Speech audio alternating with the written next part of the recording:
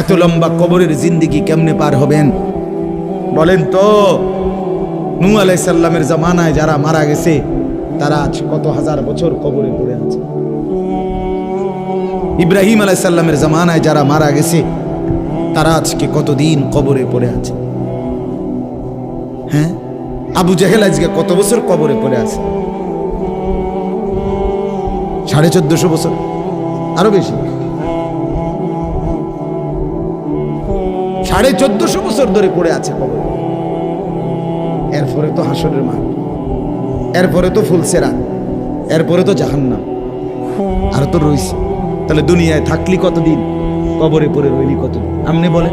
আবু জেহেল দুনিয়াতে ছিল 800 বছর, কথা কন না?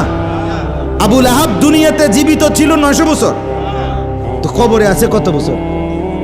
তো বাঁচছে কয় বছর? নাহলে 60 বছর, নাহলে 70 বছর, ঠিক কিনা বলেন?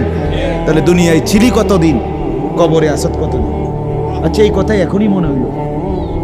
হ্যাঁ, এরপরে তো সামনেরটি রইছেই মিয়া, এখনো তো কিয়ামত আসে নাই, এখনো তো ইসরাফিল ফু দেয় নাই।